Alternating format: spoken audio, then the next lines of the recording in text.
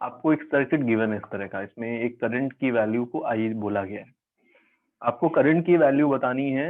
दो केस हैं, जब फर्स्ट केस में आपको डायोड को आइडियल ट्रीट करना है, सेकंड केस में डायोड को आपको नॉन आइडियल ट्रीट करना है, सिलिकॉन का बना हुआ मानना है।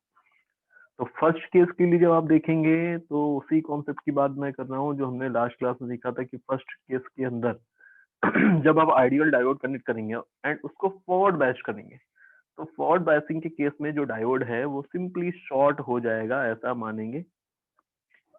इसके अकॉर्डिंगली करंट कितना होगा सर्किट में बताओ। तो आप इसके अकॉर्डिंग सॉल्व करेंगे तो total EMF 2 volt, total resistance 2 ओम, तो करंट कितना आने वाला है 1 एम्पियर का। फर्स्ट केस में सीधे सीधे हमें ये करना था। सेकंड केस में क्या करें, तो सेकंड केस में जब नॉन आइडियल डायोड की बात होगी तो इन दैट केस मैंने आपको बोला था कि जिस मटेरियल का डायोड होगा उसके जो नी वोल्टेज है उसकी वैल्यू आपको यहाँ पर लेनी पड़ेगी। नी वोल्टेज की वैल्यू सिलिकॉन के लिए 0.7 वोल्ट होती है, तो आप 0.7 वोल्ट का ड्रॉप इसके अक्रॉस जब करा देंगे तब जाकर के रेस्ट जो वोल्टेज है वो इसको मिलने वाला है। बताओ यही तो केस बनेगा। तो हमने 0.7 वोल्ट की बैटरी यहाँ पे दिखा दी है। अब बताइए करंट कितना होगा सर्किट में। तो करंट सर्किट में कितना होने वाला है, तो 2 माइनस 0.7 होगा टोटल ईएमएफ। बोलो बेटा, तो 2 माइनस 0.7 डिवाइडेड बाय 2, आंसर कितना आएगा 1.3 डिवाइडेड बाय 2, तो 0.65 एम्पियर। ओके ठीक है। हमने नेक्स्ट पॉइंट अब हमारे सामने आ रहा है कि भाई हम डायोड को हमने बना तो लिया, बट डायोड का यूज क्या है, मतलब एप्लीकेशंस क्या हैं डायोड के, ये हमको अब जानना है। ओके कैसे पता करेंगे एप्लीकेशन, सॉरी क्या क्या एप्लीकेशन है। तो सबसे पहला और बेसिक जो एप्लीकेशन है, diode in rectifier circuit. Diode को हम रेक्टिफायर सर्किट के अंदर यूज कर सकते हैं। अब रेक्टिफायर सर्किट जो होंगे वो दो तरह के रेक्टिफायर सर्किट होंगे। कैसे, फर्स्ट है half wave rectifier and second है फुल वेव रेक्टिफायर। क्या है इसका मतलब, क्या है भाई फुल वेव और हाफ वेव रेक्टिफायर, इसका मतलब क्या है इसको हम समझते हैं। ठीक है, देखिए हाफ वेव रेक्टिफायर से मैं स्टार्ट कर रहा हूं।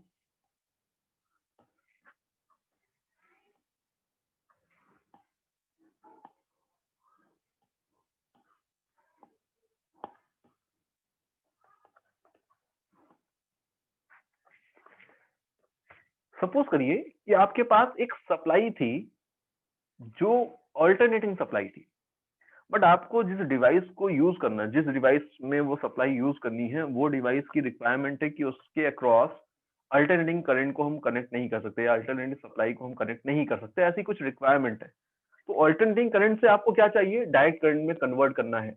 अल्टरनेटिंग सप्लाई से डायरेक्ट सप्लाई आपको चाहिए। तो अल्टरनेटिंग सप्लाई से डायरेक्ट सप्लाई हम कैसे ऑब्टेन करें, इस बात को लेकर के हम बोल रहे हैं कि हम एक रेक्टिफायर सर्किट को यूज कर सकते हैं। क्या है रेक्टिफायर सर्किट, तो सबसे पहले तो मैंने यहाँ पर आपको दिखा दिया कि लेट ये एक ट्रांसफॉर्मर है। ट्रांसफॉर्मर का सिंबल मैंने आपको बताया था इस तरह का कुछ होता है। इसके अक्रॉस यहाँ पर जो प्राइमरी कॉइल थी, उस प्राइमरी कॉइल के अक्रॉस ये देखिए हमने इनपुट सप्लाई कनेक्ट कर दी है। ये है इनपुट सप्लाई। इनपुट सप्लाई के लिए आपको ग्राफ गिवन है कि ये जो इनपुट सप्लाई है ये साइनोसॉइडल क्वांटिटी है, साइनोसॉइडली वेरिंग क्वांटिटी है। ये देखिए यहाँ पर दिखा दिया मैंने T and V, and suppose आपको जो ग्राफ गिवन है वो ऐसा है।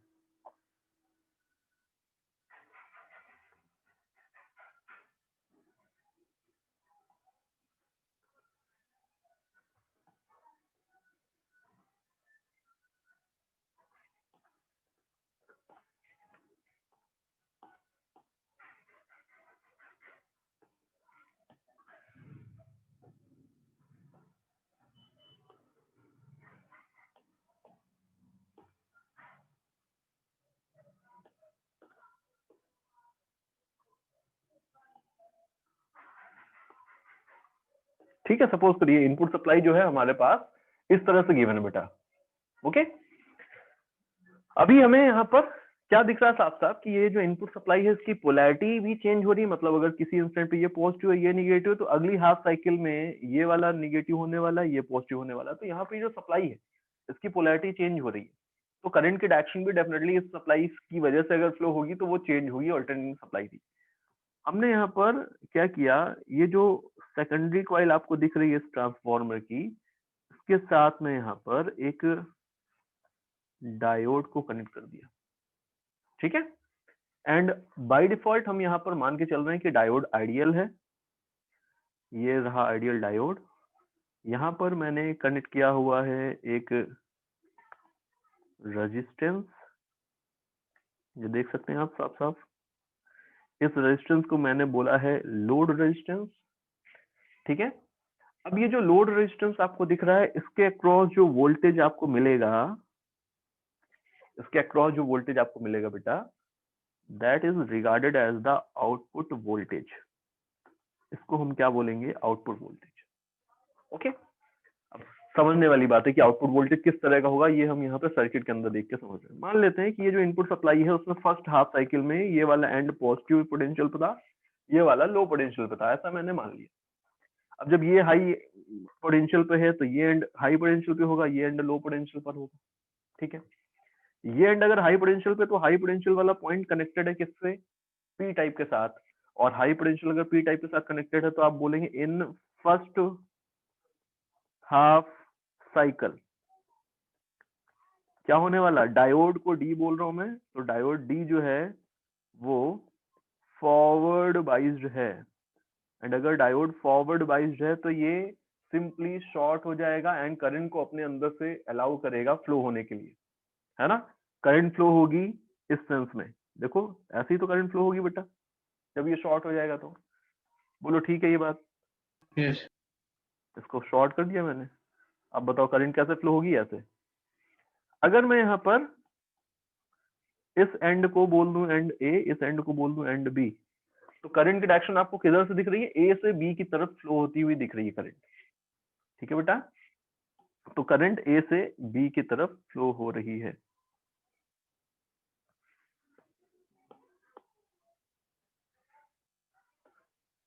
ये इनपुट सप्लाई थी, मैं आउटपुट सप्लाई का ग्राफ बना रहा हूं यहाँ पर।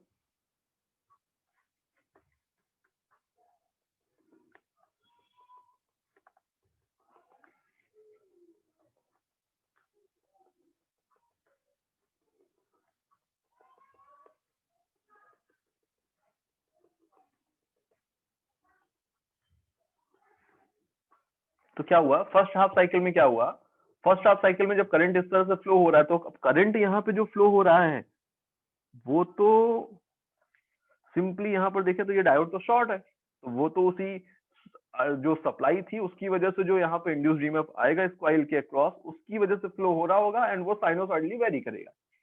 करंट अगर साइनोसॉइडली वेरी करेगा तो यहाँ पर जो इसके अक्रॉस सप्लाई जो आपको आउटपुट मिलेगा वो आपको एज इट इज मिलेगा जैसा कि नॉर्मली मिलना चाहिए था। तो इस वाले पार्ट में जो आपको यहाँ पर इस वाले पार्ट में जो आपको आउटपुट है वो एज इट इज मिलने वाला है जैसा कि मिलना चाहिए था।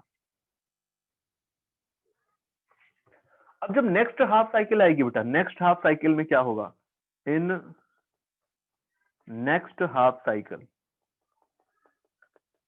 क्या होगा, डायोड डायोड के साथ उल्टा हो जाएगा। नेक्स्ट हाफ साइकिल में ये एंड हाई पोटेंशियल पे, ये एंड लो पोटेंशियल पे, देखो ये लो पे ये हाई पे, तो ये लो पे ये हाई पे।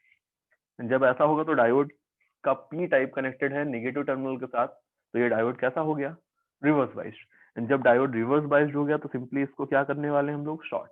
एंड अगर ये शॉर्ट हो गया तो कोई भी करंट अलाउ नहीं करेगा, एंड अगर कोई भी करंट यहाँ पर फ्लो नहीं हुआ इसका मतलब क्या हुआ, इसका मतलब हुआ कि सिंपली यहाँ पर इस रेजिस्टेंस के अक्रॉस कोई भी आउटपुट आपको नहीं मिला। तो इस नेक्स्ट हाफ साइकिल में जो आउटपुट आपको मिलने वाला है वो सिंपली आप बोल सकते हैं जीरो रहेगा। बोलो ये बात आपको क्लियर हो रही? Then again next half cycle आएगी, फिर से पोलैरिटी रिवर्स होगी, फिर से डायोड फॉरवर्ड बाइज्ड होगा, आपको फिर से ये वाला यहाँ पर आउटपुट मिलेगा। नेक्स्ट हाफ साइकिल में फिर से आउटपुट जीरो, तो इस तरह का आपको आउटपुट का वेव फॉर्म मिल रहा है। आप क्या बोल सकते हैं आउटपुट वेव फॉर्म को देख करके कि जो निगेटिव हाफ साइकिल्स थी वो हमने यहाँ से रेक्टिफाई कर दी है ना? ओके। या फिर आप ये बोल सकते हैं कि करंट ऑब्वियसली अभी भी रेजिस्टेंस के क्रॉस चेंज हो रही है साइनोसॉइडली, बट उसमें से एक जो डायरेक्शन वाला पार्ट था उसको हमने यहाँ पर फिल्टर कर दिया। अब डायरेक्शन चेंज नहीं हो रही, सिर्फ मैग्नीट्यूड वेरी कर रहा है। कभी जो आउटपुट है वो कभी नेगेटिव तो मिल ही नहीं रहा है हमको, इसका मतलब करंट हमेशा ए टू बी ही फ्लो होगी अगर होगी तो। बताइए, ठीक है, समझ पा रहे हैं? इसको हम Yes, बोल sir. रहे हैं हाफ वेव रेक्टिफायर। अभी हाफ वेव रेक्टिफायर ने अपना जो पर्पस था वो तो सर्व कर दिया कि करंट के डायरेक्शन को हमने रिवर्स होने से रोक लिया, बट अभी भी यहाँ पर एक प्रॉब्लम है। आपको दिख रहा होगा इसमें जो आउटपुट हमको मिला है उसमें एक्चुअल में हमने नेगेटिव हाफ साइकिल्स को तो पूरी तरह से हमने यहाँ पर लूज ही कर दिया ना, लॉस हो गया एक तरीके से। नेगेटिव हाफ साइकिल्स तो हमें मिल ही नहीं रही, तो नेगेटिव हाफ साइकिल्स तो जो पावर हमें मिलनी चाहिए थी आउटपुट के क्रॉस वो नहीं मिल रही है, मतलब आउटपुट पावर कम हो गई, मतलब एफिशिएंसी कम हो गई है, तो एफिशिएंसी लो है, हाफ वेव रेक्टिफायर की एफिशिएंसी लो है। तो अब हम यहाँ पर इस प्रॉब्लम को टर्मिनेट करने के लिए हम आ रहे हैं फुल वेव रेक्टिफायर पर। फुल वेव रेक्टिफायर जो है, फुल वेव रेक्टिफायर सर्किट जो है, इसको समझते हैं। देखिए क्या किया हमने, पहले मैं डायग्राम ड्रॉ कर देता हूँ। ये है हमारे पास एक ट्रांसफॉर्मर, ये है इसकी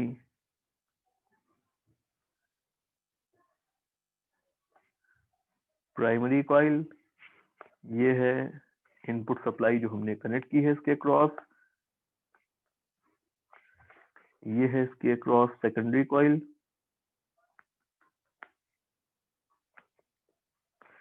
इस सेकेंडरी कॉइल के अंदर हमने इस बार दो डायोड कनेक्ट किए हुए, D1 D2, एंड देन यहाँ पर हमने एक रेजिस्टेंस लिया हुआ है which is load resistance, and arrangement हमने कुछ ऐसा बना दिया है। इस एंड को मैंने बोला हुआ है this is and A, and इस एंड को मैंने बोला हुआ है एंड बी। एंड बी आप साफ साफ देख पा रहे हैं कि हमने कॉइल के मिड पॉइंट पे टच करा के रखा हुआ है, ठीक है, ओके।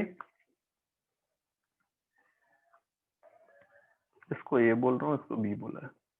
अब ए एंड बी के बीच में जो हमें वोल्टेज मिलेगा, मतलब इस रोड रेजिस्टेंस के अक्रॉस जो वोल्टेज मिलेगा, that will be considered the output voltage. Input voltage के साथ अभी भी सेम कंडीशन है कि इनपुट वोल्टेज जो है हमारे पास वो अभी भी साइनोसॉइडली वेरी कर रहा है इस तरह से, ठीक है। हमें आउटपुट वोल्टेज देखना है कि कैसा होना चाहिए। यहाँ पर इस डायोड को D1 बोल रहा हूँ, इस डायोड को D2 बोल रहा हूँ। In first half cycle, first half cycle में कंसिडर कर रहा हूँ इस वाले साइकिल को जिसमें ये वाला एंड हाई पोटेंशियल पर है, ये वाला लो पोटेंशियल पर है। अब जब हाई पोटेंशियल एंड और लो पोटेंशियल एंड इनको कंसिडर किया तो ये एंड हाई पोटेंशियल पे होगा, ये लो पोटेंशियल पर होगा। जब ये हाई पोटेंशियल पर होगा तो इन दैट केस यहाँ पर आपको क्या दिख रहा है कि जो D1 है उसका P टाइप कनेक्टेड है हाई पोटेंशियल से, एंड जो D2 है उसका एंड P टाइप कनेक्टेड है लो पोटेंशियल से। तो D1 आपको कैसा दिखने वाला बेटा, D1 दिखेगा forward biased. In first half cycle D1 जो होगा वो फॉरवर्ड बाइज्ड होगा एंड D2 होगा रिवर्स बाइज्ड। इसमें कोई कंफ्यूजन है? D1 को फॉरवर्ड बाइज्ड कर दीजिए थोड़ी देर के लिए एंड D2 को रिवर्स बाइज्ड कर दीजिए, और बताइए क्या दिख रहा है आपको। तो आपको ऐसा दिखेगा कि ये शॉर्ट हो गया है एंड ये ओपन हो गया है। बताइए ऐसा ही होगा। करंट कैसे फ्लो होगा, तो करंट के लिए आप बोलेंगे कि भाई हमें क्लोज साइकिल मिलनी चाहिए। यहाँ पे भी क्लोज साइकिल मिल रही है, देखिए ध्यान से समझिए। हाई पोटेंशियल से लो पोटेंशियल पे करंट जाना चाहता है, ठीक है, बट अभी यहाँ पर इस वाला पार्ट को तो ब्रेक कर दिया है हमने, बट इसके बावजूद यहाँ पर ये वाला पार्ट तो है ही क्लोज पाथ जिसमें करंट फ्लो हो सकता है, क्योंकि अभी भी इस एंड के कंपेरेटिवली इस एंड कॉइल के इस एंड का जो पोटेंशियल है वो लो है, तो इन दोनों पॉइंट्स के बीच में तो करंट फ्लो हो ही जाएगा। कैसे फ्लो होगा, इस पाथ को देखिए, इस पाथ को बताइए, ठीक है क्या, ओके। Yes, sir. Yes. तो यहाँ पर आपको जो आउटपुट मिल रहा है वो आप बोलेंगे करंट ए से बी की तरफ जा रही थी, एंड जब करंट ए से बी की तरफ जा रही तब हम यहाँ पर बोल सकते हैं कि बेसिकली जो जो यहाँ पर अगर पूरी की पूरी कॉइल में करंट फ्लो करा रहे होते हम, तो भी करंट जो है ए से बी की तरफ ही जानी चाहिए थी, है ना। तो इस वाले पार्ट में आपको आउटपुट मिला, और आउटपुट वैसे ही वेरी करेगा जैसे कि साइनोसाइडली उसको वेरी करना चाहिए था। तो इस वाले पार्ट में आपको आउटपुट, इस वाले टाइम इंटरवल में आउटपुट आपको ऐसे ही मिला है।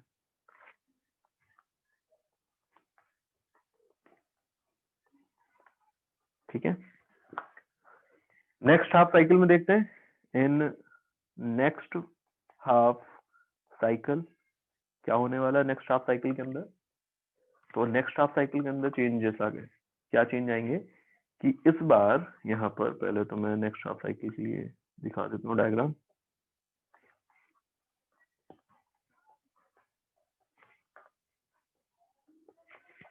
नेक्स्ट हाफ साइकिल में क्या होगा बेटा, यहाँ पे पोलैरिटी चेंज हो गई। ये वाला हाई पोटेंशियल पे, ये वाला लो पोटेंशियल पे, तो ये लो ये हाई। अब ये हाई पोटेंशियल किसके साथ कनेक्टेड है? इसके पी टाइप के साथ। तो ये वाला हो गया फॉरवर्ड बाइस्ड, एंड ये वाला लो पोटेंशियल किसके साथ कनेक्टेड है? इसके पी टाइप के साथ। तो ये वाला हो गया रिवर्स बाइस्ड। अब बताओ क्या करें? तो अब आप बोलोगे कि बेसिकली इस केस में क्या होने वाला है, बताओ बेटा। तो इस केस में क्या होगा? अब D1 जो है वो हो चुका है रिवर्स बाइस्ड, एंड D2 हो चुका है फॉरवर्ड बाइस्ड। तो डेफिनेटली यहाँ पर D1 करंट को अलाउ नहीं करेगा, बट D2 करेगा। अब D1 करंट को अलाउ नहीं कर रहा है, मैं ऐसे ही दिखा देता हूँ। D2 अलाउ कर रहा है, तो D2 की वजह से करंट किधर फ्लो होनी चाहिए? अब हाई पोटेंशियल से लो पोटेंशियल करंट को पहुंचना है। डेफिनेटली यहाँ तक तो नहीं पहुंच पा रहा, बट अभी भी ये वाला पाथ तो प्रोवाइडेड है ही। तो इस वाले पार्ट में करंट ऐसे फ्लो करेगा। बोलो ठीक है, ओके। तो अभी इस सर्किट के अकॉर्डिंग बताइए करंट की डायरेक्शन कौन सी दिख रही है आपको? अगेन इस लोड रेजिस्टेंस के क्रॉस, तो अगेन ए से भी करंट फ्लो हो रहा है, एंड उसी तरह से अभी भी वैरी कर रहा है मैग्नीट्यूड में।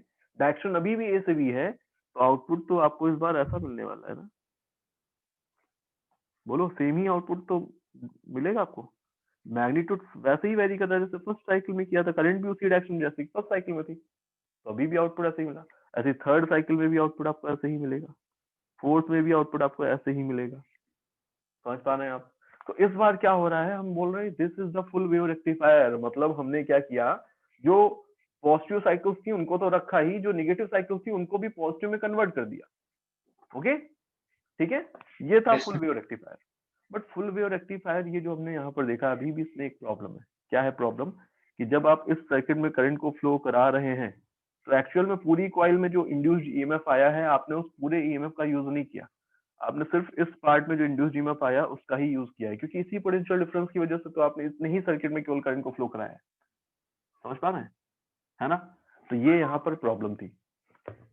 ये जो अभी मैंने यहाँ पर आपको फुल वेव रेक्टिफायर दिखाया है, इसको हम बोलते हैं this is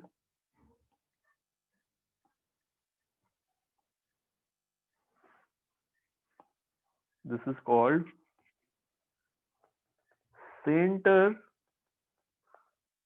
tap full wave rectifier. अब यहाँ पे एफिशिएंसी इसकी भी उतनी जितनी ज्यादा होनी चाहिए उतनी ज्यादा नहीं है, क्योंकि यहाँ पे जो करंट फ्लो होगी ना उसका मैग्नीट्यूड उतना ज्यादा नहीं है जितना कि होना चाहिए था, क्योंकि आपने पोटेंशियल डिफरेंस, आपने जो इंड्यूस्ड ईएमएफ लिया है वो सिर्फ आधी कॉइल का ही यूज कर पा रहे हैं। क्या ये पॉइंट आपको क्लियर हो रहा है? ठीक है, अब हम क्या करेंगे फिर? तो अब हम यहाँ पर एक फुल वेव रेक्टिफायर और है जिसका यूज कर सकते हैं, इसको हम बोलते हैं bridge type full wave rectifier. ये रेक्टिफायर जो है ये भी फुल वेव रेक्टिफायर का ही एक टाइप है। तो दो टाइप के फुल वेव रेक्टिफायर हम यहाँ पर देख रहे हैं। इसको पहले मैं ड्रॉ कर देता हूँ आपके सामने। ये है हमारे पास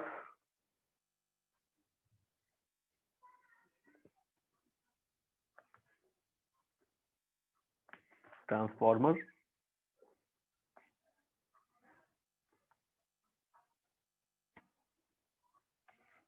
ये है कॉइल, ये है इनपुट सप्लाई, इनपुट का ग्राफ, ठीक है। इनपुट इस तरह से वैरी कर रहा है। अब हमने आउटपुट के लिए यहाँ पर ये लिया है हमने सेकेंडरी कॉइल ट्रांसफार्मर की, एंड इस सेकेंडरी कॉइल के साथ अरेंजमेंट मैं ड्रॉ कर रहा हूँ, ध्यान से देखिएगा।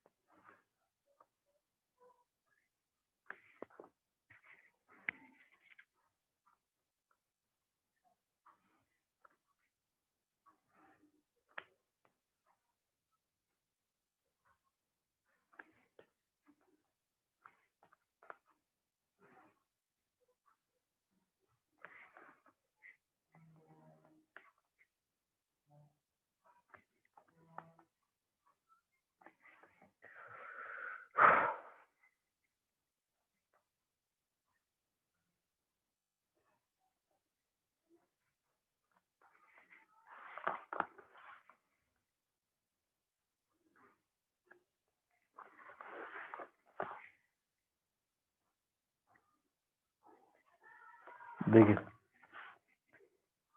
कितने डायोड दिख रहे हैं आपको इस बार? 4। तो हमने इस बार 4 डायोड की हेल्प ले रखी है। इन डायोड्स को मैं बोल रहा हूँ D1, D2, D3, D4, ठीक है। इस तरह का मैंने एक अरेंजमेंट यहाँ पर बनाया है। चलिए मान लेते हैं कि फर्स्ट हाफ साइकिल जो है, इन फर्स्ट हाफ साइकिल में ये वाला एंड हाई पोटेंशियल पे है, ये वाला एंड लो पोटेंशियल पर है। अब जब ये हाई है ये लो है, तो ये हाई है ये लो है। ये वाला जब एंड हाई पोटेंशियल पर होगा तो आपको देखना है कि कौन कौन सा डायोड फॉरवर्ड बाइज्ड है, कौन कौन रिवर्स बाइज्ड। तो इसका हाई पोटेंशियल एंड देखो कनेक्टेड है D1 के पी टाइप से, तो D1 कैसा होगा? Forward biased. High potential and connected है D3 के एन टाइप से, तो उल्टा है, तो D3 कैसा होगा? Reverse biased. ठीक है ना बेटा? लो पोटेंशियल एंड ये है, and low potential and connected है D2 के पी टाइप से, तो D2 कैसा होगा? Reverse biased. एंड ये वाले जो लो पोटेंशियल एंड है, इसको देखो, ये यहाँ से गया है, ये यहाँ से गया, और कनेक्टेड इसके साथ D4 के एन टाइप से, तो D4 कैसा होगा? तो D4 होगा यहाँ पर फॉरवर्ड बाइज्ड। ठीक है ना? ओके, तो ये दोनों फॉरवर्ड बाइज्ड है, ये बाकी के दोनों रिवर्स बाइज्ड। तो in first half cycle D1 and D4 are forward biased and D2 and D3 are reverse biased. अब जो फॉरवर्ड बाइज्ड हैं उनको मैं यहाँ पर देखो, जो फॉरवर्ड बाइज्ड हैं उनको मैं सिंपली यहाँ पर ऐसे यहाँ पर नोट कर सकता हूँ। देखो मैं ऐसे दिखा देता हूँ कि ये वाली जो ब्रांच, अब जो रिवर्स बाइज्ड है बेटा, वो करंट को अलाउ नहीं करेंगे, तो मतलब D2 एंड D3 अपने अंदर से करंट को फ्लो नहीं होने देंगे। हाँ, D1 एंड D4 करंट को अलाउ करेंगे क्योंकि ये फॉरवर्ड बाइज्ड है। करंट कैसे फ्लो हो रही है इसको देखते हैं। हाई पोटेंशियल से लो पोटेंशियल एंड पे करंट को पहुंचना है, तो करंट यहाँ से ऐसे चला, ये D1 लाइन ओके है, जाएगा करंट ऐसे। इस पॉइंट पे पहुंच के करंट इस तरफ भी जा सकता था, बट ये अभी रिवर्स बाइज्ड है, तो इधर करंट नहीं जा पाएगा।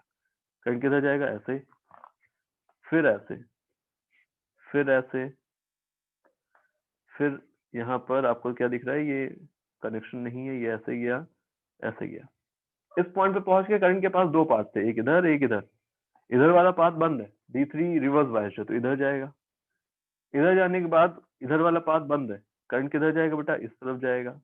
एंड ये स्किन इस वायर से होते हुए ऐसे पहुंच गया। देखो साइकिल कंप्लीट हो गई ना? बताइए, साइकिल कंप्लीट हो गई? Yes. आ रहे हैं? ये जो आपको यहाँ पर मैंने सर्किट दिखाया, इस सर्किट के अकॉर्डिंग जो लोड रेजिस्टेंस है उसमें करंट की डायरेक्शन कौन सी है बताइए। तो लोड रेजिस्टेंस में करंट की डायरेक्शन जो होगी वो इस एंड ए से इस एंड बी की तरफ है, एंड इसके अक्रॉस जो आपको मिलेगा that is called the output voltage. तो अब जो करंट फ्लो हो रही है वो तो बेसिकली इस ईएमएफ की वजह से है, एंड ये ईएमएफ तो साइनोसॉइडली वेरी कर रहा होगा, एंड साइनोसॉइडली अगर ईएमएफ वेरी कर रहा होगा तो आउटपुट वोल्टेज का भी अगर आप यहाँ पर डायग्राम देखेंगे तो आपको इस वाले फर्स्ट हाफ साइकिल में करंट के साइनोसॉइडली वेरी करने की वजह से जो रेजिस्टेंस है, लोड रेजिस्टेंस, उसके अक्रॉस जो आउटपुट मिला होगा वो भी साइनोसॉइडली वेरिंग ही मिलेगा। ये हमें ग्राफ मिल रहा है, ठीक है। चलो नेक्स्ट हाफ साइकिल में देखते हैं। In next half cycle, next half cycle में क्या होगा, तो सबसे पहले तो पोलैरिटी सोर्स की चेंज होगी। तो सोर्स की पोलैरिटी चेंज होने का मतलब है कि ये एंड जो है लो पोटेंशियल पर आ गया, ये हाई पे आ गया। ये लो पे है तो ये लो पे है, ये हाई पे है। ये अगर लो पर है तो लो पोटेंशियल वाला एंड कनेक्टेड है इस बार D1 के पी टाइप से, तो D1 कैसा हो गया इस बार, रिवर्स बायस्ड। लो पोटेंशियल वाला एंड कनेक्टेड है D3 के एन टाइप से, तो D3 कैसा हो गया, फॉरवर्ड बायस्ड।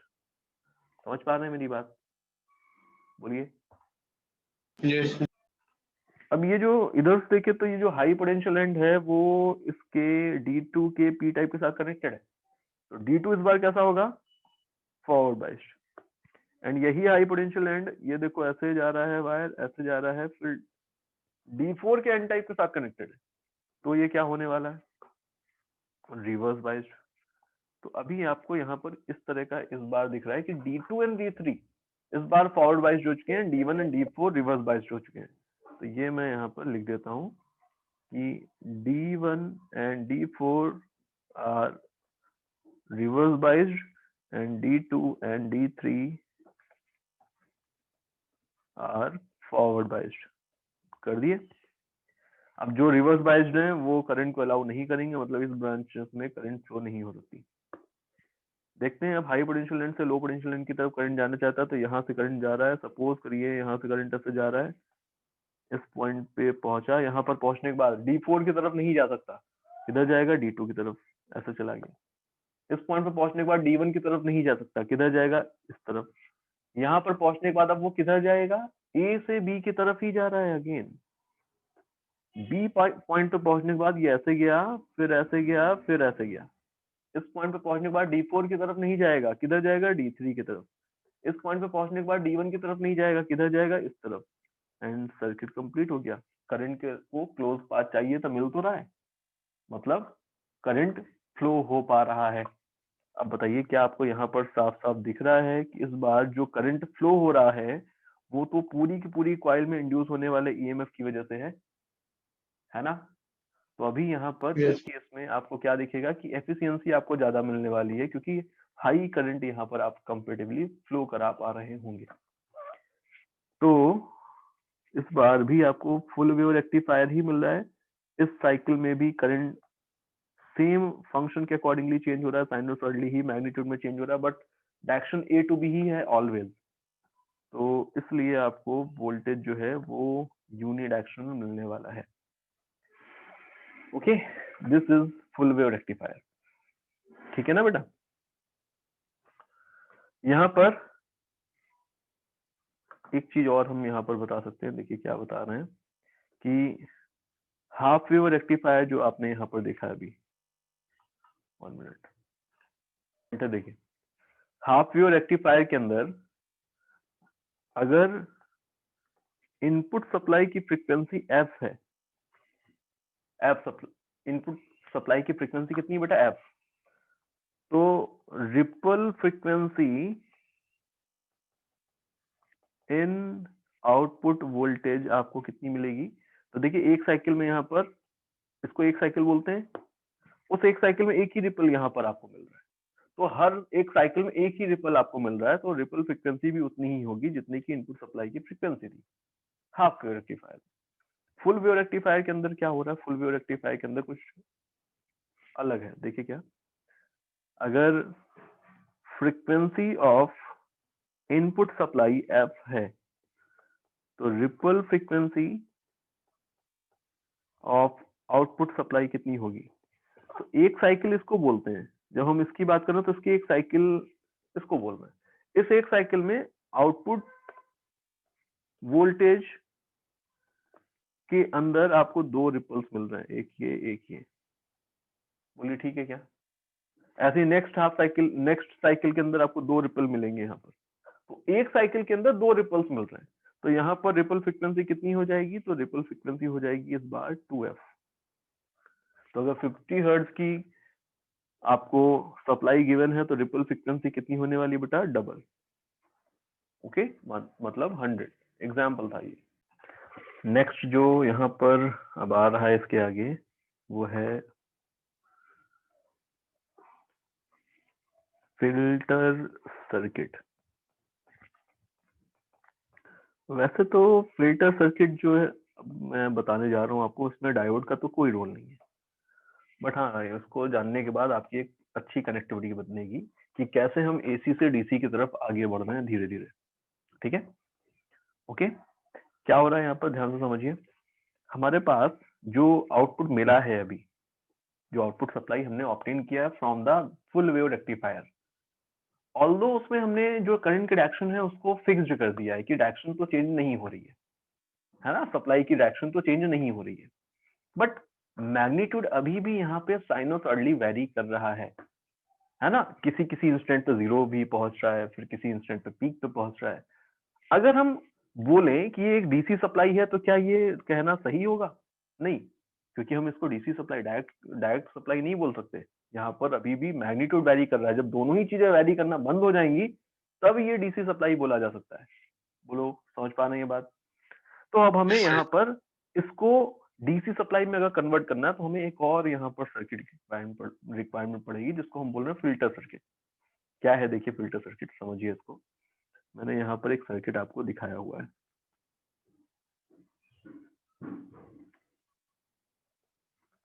ये देखिए। इसमें एक कैपेसिटर को लिया हुआ है मैंने, एक लोड रेजिस्टेंस को लिया हुआ है मैंने। कैपेसिटर का कुछ कैपेसिटेंस होगा, लोड रेजिस्टेंस मैंने RL बोल दिया है। एंड अभी क्या हो रहा है, यहाँ पर हमने सप्लाई जो दी है वो कौन है ये समझिएगा। ये जो मैंने यहाँ पर सप्लाई कनेक्ट की हुई है बेटा, इनपुट सप्लाई जिसको मैं बोल रहा हूँ इस फिल्टर सर्किट के लिए, this is nothing but the voltage that we obtained from the full wave rectifier is supplied as the input in the filter circuit। ये आउटपुट हमको मिला था फुल वेव रेक्टिफायर से, है ना? ठीक है, यही इनपुट एज द, ये आउटपुट मिला था, यही आउटपुट एज द इनपुट हमने सप्लाई कर दिया इस फिल्टर सर्किट को। समझ पा रहे हैं? ठीक है, मैं यहाँ पर डायग्राम अगर ड्रॉ करूं तो इस बार इनपुट हम इसको बोल रहे हैं, इनपुट हमारे लिए ये है इस बार। ओके बेटा,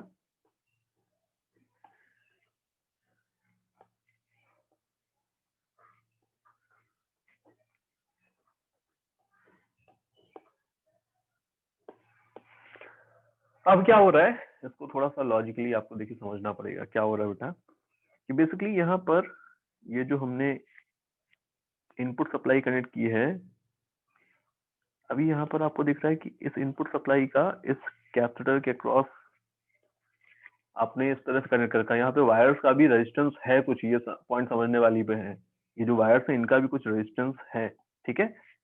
ओके, क्या दिख रहा है आपको कि भाई जब यहाँ पर इसके क्रॉस जो वोल्टेज है, मतलब ये जो इनपुट है ये पहले 0 था इंस्टेंटली, फिर इसके बाद ये बढ़ा, बढ़ते बढ़ते पीक पे पहुंचा, देन वापस से कम होते होते 0 हुआ। तो आपको क्या दिखेगा कि बेसिकली सपोज यहाँ पर पोलैरिटी हमेशा ये वाली मेंटेन रहती है, ऊपर वाला एंड हाई पोटेंशियल पे है, सपोज नीचे वाला लो पोटेंशियल पे। तो जैसे जैसे यहाँ पर इनपुट की वैल्यू बढ़ रही होगी इस टाइम इंस्टेंट से इस टाइम इंस्टेंट तक, तो कैपेसिटर के अक्रॉस भी वोल्टेज बढ़ना चाहिए। कैपेसिटर के अक्रॉस वोल्टेज बढ़ना चाहिए तो कैपेसिटर पे चार्ज एक्यूमुलेट हो गया होगा, चार्ज एक्यूमुलेट हुआ होगा इस वाले हाफ साइकिल, इस वाले पार्ट के अंदर, इस वाले टाइम इंटरवल के अंदर, यहाँ से लेकर के यहाँ वाला जो टाइम इंटरवल है इसमें कैपेसिटर चार्ज को स्टोर कर रहा होगा। ठीक है, देन नेक्स्ट पार्ट वाला जो टाइम आएगा, इस पार्ट में अगेन इनपुट की वैल्यू 0 होने जा रही है। इनपुट की वैल्यू जब 0 होने जाएगी तो कैपेसिटर के क्रॉस भी वोल्टेज कम हो रहा होगा, कैपेसिटर के क्रॉस वोल्टेज कम हो रहा होगा, तो इस पे जो स्टोर्ड चार्ज है वो वापस से इसको सिस्टम को रिटर्न करना पड़ेगा। क्या ये बात आपको क्लियर हो रही है? बोलो बेटा, सुन पा रहे हैं मेरी बात? Yes sir. इस वाले टाइम इंटरवल में जो चार्ज इसने फर्स्ट हाफ साइकिल के भी हाफ साइकिल में जो इसने स्टोर किया होगा, मान लेते हैं कुछ, उतना ही चार्ज ये वापस से यहाँ पे रिटर्न भी करेगा, है ना, नेक्स्ट पार्ट में। तो अब क्या होगा, जब बहुत हाई फ्रिक्वेंसी इस तरह से यहाँ पर चार्ज ये ले रहा है फिर दे रहा है, तो उसमें हो क्या रहा है कि ये जो इनपुट है, सपोज यहाँ से करंट आ रही थी, उस करंट में से कुछ पार्ट इस तरफ जा रहा है किसी इंस्टेंट पे, और कुछ करंट इस तरफ आ रहा है, जो करंट इस तरफ आ रहा है तो उसकी वजह से यहाँ पर चार्ज एक्यूमुलेट हो रहा है इस वाले हाफ टाइम के अंदर। नेक्स्ट हाफ टाइम के अंदर क्या हो रहा है कि यहाँ पर ये जो कैपेसिटर है, इसने जो चार्ज स्टोर किया था वो अब रिटर्न कर रहा है वो सिस्टम को आई। डेफिनेटली यहाँ से आने वाली जो करंट है इस वाले हाफ साइकिल के अंदर कम होने लगी है, इस वाले हाफ साइकिल के अंदर इधर से आने वाली जो करंट है ये वाली, ये कम होने लगी है। बट कैपेसिटर ने भी जो चार्ज वापस किया है, अब पॉजिटिव चार्ज इधर एक्यूमुलेटेड मान रहा, तो मैं पॉजिटिव चार्ज ही लौट रहा है, अब वो जो चार्ज कैपेसिटर की वजह से भी लौट रहा है तो उसकी वजह से भी तो इक्विवेलेंटली करंट आ रही है, ऐसा बोला जा सकता है।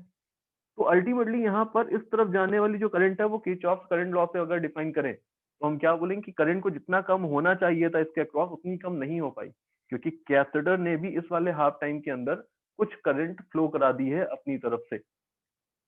बताइए क्या ये लॉजिक आपको क्लियर हुआ? अब क्या होगा इस केस में, अगर हम यहाँ पर वेवफॉर्म देखें आउटपुट का, मतलब इस रेजिस्टेंस के अक्रॉस अगर हम वोल्टेज देखें तो हमें कुछ इस तरह का यहाँ पर वोल्टेज मिलने वाला है। मैं इसी के ऊपर ड्रॉ कर रहा हूँ, ध्यान से देखें।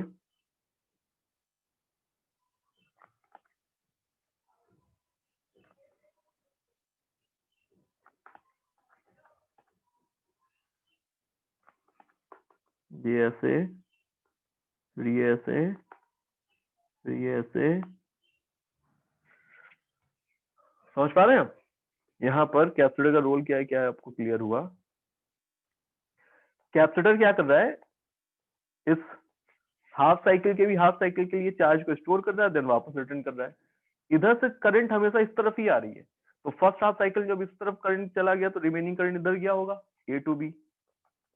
नेक्स्ट हाफ पार्ट के अंदर इधर जो कैपेसिटर यहाँ से आने वाली करंट थी वो कम हो गई, बट इसके बावजूद कैपेसिटर ने अपनी तरफ से भी कुछ करंट सप्लाई कर दिए, तो ए से बी जाने वाली जो करंट है इसकी वैल्यू में जितना आपको डिक्रीमेंट दिखना चाहिए था उतना डिक्रीमेंट नहीं हुआ। कैपेसिटर की वजह से भी एडिशनली आप हाफ पार्ट में कुछ करंट फ्लो हो रही है, जिस वजह से आप बोल सकते हैं इसके अक्रॉस जो यहाँ पर वेरिएशन था वो पहले से कम है, इसलिए हमें जो आउटपुट मिलेगा वो कुछ इस तरह का मिलेगा। कम तो हो रहा है अभी भी, यहाँ पर आपको दिख रहा है बढ़ भी रहा है कम भी हो रहा है, उसी सेम फ्रीक्वेंसी के साथ हो रहा है, बट जो 0 हो रहा था करंट वो 0 तो हो ही नहीं पाया अभी यहाँ पर। बताइए क्या ये पॉइंट आपको क्लियर हो रहा है? Yes sir. और किसी को क्लियर हुआ? Yes sir. ओके, तो ये है सिंपली फिल्टर सर्किट। ओके, अब बेटा नेक्स्ट जो यहाँ पर आपको दिख रहा है कि भाई हमने जो अभी यहाँ पर आउटपुट ऑब्टेन किया है फ्रॉम द फिल्टर सर्किट, क्या ये डीसी है? क्या ये डीसी सप्लाई है? अभी भी नहीं है। अगर आप देखेंगे तो अभी भी ये डीसी सप्लाई तो नहीं बोला जा सकता। हाँ, पहले के कंपेरेटिवली ये डायरेक्ट करंट की तरफ ज्यादा क्लोज जा रहा है, पहले जिस तरह से रिपल्स थे, अब रिपल्स को आपने थोड़ा सा कम कर दिया है, बट अभी भी ये डीसी तो नहीं बोला जा सकता, क्योंकि डीसी का मतलब होता है कि ऐसा ग्राफ मिलना चाहिए। तो अब हम यहाँ पर क्या करें, तो अब वापस से हम डायोड की हेल्प से इसको वापस से इस तरह की डीसी में कन्वर्ट कर सकते हैं। उसके लिए हमें पहले एक फिनोमिना है जिसको समझना पड़ेगा, which is called breakdown of diode. Okay, breakdown of diode, ध्यान समझिए क्या है ब्रेकडाउन। तो मैंने आपको ये फिनोमेना बताया था कि बेसिकली रिवर्स बायसिंग के केस में हम जैसे जैसे रिवर्स वोल्टेज को बढ़ाते हैं, करंट में जो चेंज आ रहा होता है वो बहुत ही स्मॉल रेट से आ रहा होता है। मतलब यहाँ पर ये वाला ग्राफ, आप वोल्टेज को बढ़ाते जा रहे हैं बट करंट बढ़ तो रहा है, लेकिन आपको क्या दिख रहा है कि करंट यहाँ से यहाँ तक देखें तो ऑलमोस्ट यहाँ से यहाँ तक के ग्राफ में करंट सिर्फ इतना ही बढ़ा है। हाँ, एक बार जैसे ही आपने वोल्टेज को बढ़ाते जा रहे थे, बढ़ाते बढ़ाते एक इंस्टेंट ऐसा जरूर आएगा जब सडनली रिवर्स करंट की वैल्यू बहुत हाई हो जाएगी या बहुत रैपिडली बढ़ जाएगी, और उस इंस्टेंट को हमने बोला था ब्रेकडाउन। ब्रेकडाउन, उसी ब्रेकडाउन की अब हम यहाँ पर बात करने जा रहे हैं। ठीक है, दो तरीके के ब्रेकडाउन हो सकते हैं किसी भी डायोड के अंदर। फर्स्ट है एवलांचे ब्रेकडाउन, एवलांचे ब्रेकडाउन, एंड सेकंड है जेनर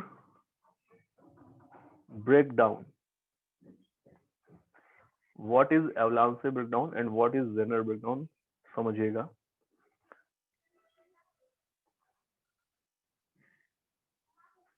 देखिए, हमने क्या किया, हमने एक पीएन जंक्शन डायोड लिया हुआ है। 1 मिनट में ड्रॉ कर देता हूं। पहले देखिए क्या है एवलांचे ब्रेकडाउन, क्या है जेनर ब्रेकडाउन। पहले एवलांचे को समझने की कोशिश करते हैं। हम क्या कर रहे हैं बेटा, यहाँ पर हमने इसकी रिवर्स बायसिंग कर रखी है। तो आपको पी टाइप दिख रहा है, आपको एन टाइप दिख रहा है। हमने यहाँ पर पी टाइप को लो पोटेंशियल पे, एन टाइप को हाई पोटेंशियल पे कनेक्ट कर दिया बैटरी से, तो रिवर्स बायस जाइए। अब मैं V की जो वैल्यू है यहाँ पर वो लगातार बढ़ाता जा रहा हूँ। V की वैल्यू बढ़ने से क्या होगा, यहाँ पर आपने और हाई पोटेंशियल अप्लाई कर दिया है, यहाँ पर आपने और लो पोटेंशियल अप्लाई कर दिया है। इस लो पोटेंशियल और इस हाई पोटेंशियल की वजह से यहाँ पर जो मेजॉरिटी चार्ज कैरियर्स के साथ हो रहा है वो तो एज इट इज हो रहा है। मेजॉरिटी चार्ज कैरियर्स का मोशन अक्रॉस द जंक्शन पहले से कम हो पाएगा अब, है ना, क्योंकि मेजॉरिटी चार्ज कैरियर्स के मोशन को ये सपोर्ट अपोज कर रही थी। ये जो आपने पोलैरिटी अप्लाई की है, मतलब जो पोटेंशियल डिफरेंस आपने एक्सटर्नली अप्लाई किया है, ये मेजॉरिटी चार्ज कैरियर्स के मोशन को अपोज कर रहा है। इस चीज को हमने कल की क्लास में डिस्कस किया था। अभी आपको क्या दिखेगा कि जो माइनॉरिटी चार्ज कैरियर्स उनके मोशन को ये सपोर्ट करती है। ये यहाँ पर जो पोटेंशियल आपने अप्लाई किया है या जो फील्ड एक्सटर्नली आपने अप्लाई की है, यहाँ पर ये जो इलेक्ट्रॉन है लो पोटेंशियल से हाई पोटेंशियल की तरफ ये जाना चाहता है। इधर का लो पोटेंशियल इसको रिपेल कर रहा है ना, ठीक है, ओके। बताओ भाई, इधर का लो पोटेंशियल इस माइनॉरिटी चार्ज कैरियर्स को, पी टाइप के अंदर जो माइनॉरिटी चार्ज कैरियर उनको अक्रॉस द जंक्शन भेजना चाहता है। इधर का हाई पोटेंशियल इसी तरह से हम बोल सकते हैं कि इधर जो होल्स हैं ये, इनको अक्रॉस द जंक्शन भेजना चाहता है। ऐसा ही तो है ना, है ना। तो अब क्या होगा कि इस वेरी हाई पोटेंशियल की वजह से ये जो माइनॉरिटी चार्ज कैरियर्स हैं ये बहुत ही हाई काइनेटिक एनर्जी गेन करके अक्रॉस द जंक्शन मूवमेंट करना चाहेंगे। एंड जब ये अक्रॉस द जंक्शन जा रहे होंगे तो बीच में तो यहाँ पर आयंस एग्जिस्ट करते हैं बेटा। दो बीच में क्या है, यहाँ पर आयंस है बहुत सारे। डिप्लेशन लेयर में क्या हो गए, आयंस है। अब जब ये इलेक्ट्रॉन इस तरफ एक्सेलरेट होकर के जा रहा है, वो भी बहुत हाई काइनेटिक एनर्जी गेन करके जाएगा। हाई पोटेंशियल डिफरेंस मतलब हाई काइनेटिक एनर्जी। तो हाई काइनेटिक एनर्जी जब गेन करके जाएगा तो ऐसा हो सकता है कि इसका यहाँ पर किसी एटम के साथ या आयन के साथ कोलिजन हो जाए। बोलो, होगा? किसी एटम के साथ भी हो सकता है। भाई हमने तो यहाँ पर केवल यहाँ पर इम्प्यूरिटी एटम को दिखाया हुआ, बट एक्चुअल में तो पूरे में है ना, सिलिकॉन के एटम या जर्मेनियम के एटम। तो इसका किसी एटम के साथ कोलिजन होगा। अब जब कोलिजन होगा तो इसके पास बहुत ही हाई काइनेटिक एनर्जी थी, तो जैसे ही इसका कोलिजन होगा तो उस एनर्जी में से कुछ एनर्जी ट्रांसफर कर देगा फर्दर उस एटम के अंदर किसी इलेक्ट्रॉन को। And due to this energy transfer वो इलेक्ट्रॉन जो पहले वैलेंस शेल में था वो एनर्जी गेन करके कहां पर आ जाएगा, बताओ कहां पर आ जाएगा, तो वो आ जाएगा सिंपली अपने कंडक्शन बैंड के अंदर। जैसे ही वो कंडक्शन बैंड में आएगा तो दो चार्ज कैरियर क्रिएट हो जाएंगे। कौन से? एक इलेक्ट्रॉन एक होल। अब वो जो इलेक्ट्रॉन है उस इलेक्ट्रॉन पे इस फील्ड की वजह से फोर्स इसी तरफ लगेगा फर्दर। यहाँ पे सपोज कोई इलेक्ट्रॉन जनरेट हुआ, फ्री इलेक्ट्रॉन, वो इस तरफ जाएगा एंड जो होल जनरेट हुआ है वो इस तरफ जाएगा बिकॉज ऑफ दिस फील्ड जो यहाँ पर एग्जिस्ट कर रही थी। एंड अभी भी ये जो इलेक्ट्रॉन जनरेट हुआ है ये लो पोटेंशियल से हाई पोटेंशियल की तरफ फर्दर मूव करेगा एंड जब ये फर्दर मूव करेगा तो फर्दर यहाँ पर क्या होने वाला है, इसका कोलिजन, इसकी एनर्जी ट्रांसफर होगी। फिर से कोलिजन की वजह से ये क्या करेगा, एक इलेक्ट्रॉन को नॉकआउट कर देगा। इस तरह से लगातार क्या होगा कि ये जो इलेक्ट्रॉन यहाँ से चला था ओरिजिनली, इस इलेक्ट्रॉन ने कोलिजन से दो चार्ज कैरियर यहाँ पर क्रिएट किए, एक इलेक्ट्रॉन एक प्रोटॉन, सॉरी एक इलेक्ट्रॉन एक होल। देन उसके बाद ये नहीं, ये तो है ही, ये अभी फर्दर और मोशन करेगा और कोलिजन कर सकता है। इसके कोलिजन की वजह से जो दो चार्ज कैरियर यहाँ पर क्रिएट हुए हैं उन दोनों चार्ज कैरियर का फर्दर जो मोशन होगा उनके मोशन की वजह से फर्दर कोलिजन होगा एंड उस कोलिजन की वजह से फिर से कुछ चार्ज कैरियर जनरेट होंगे। तो ये पूरी अनबैलेंस मतलब अनकंट्रोल्ड चेन रिएक्शन यहाँ पे स्टार्ट हो जाएगी इसके अंदर।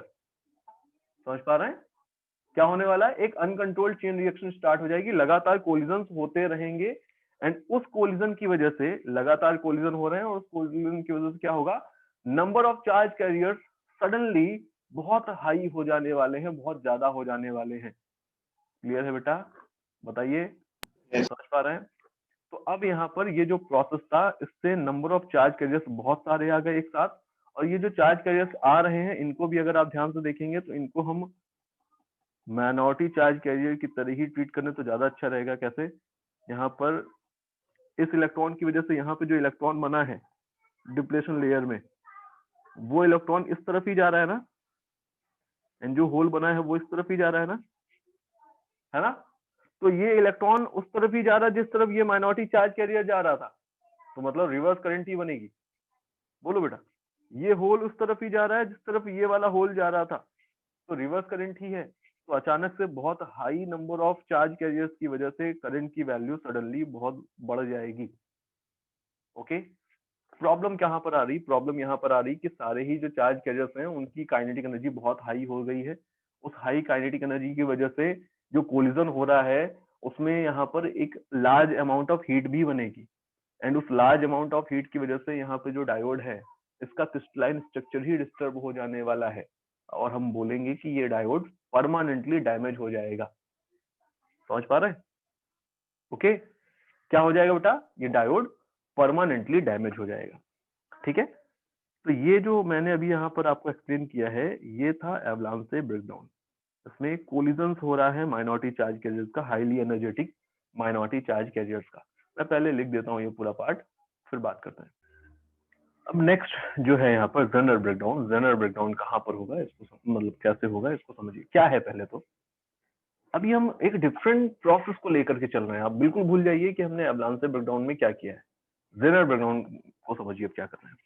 हमने यहाँ पर इसके साथ एक बैटरी को कनेक्ट किया अगेन इस तरह की पोलैरिटी के साथ, एंड ऐसे कनेक्ट करने के बाद ये देखिए, ऐसे कनेक्ट करने के बाद यहाँ पर क्या हो रहा है कि वोल्टेज को लगातार मैं बढ़ा रहा हूँ। अब वोल्टेज को लगातार बढ़ाने से अभी यहाँ पर जो आपने वोल्टेज अप्लाई किया है ये लो पोटेंशियल है एंड ये हाई पोटेंशियल है।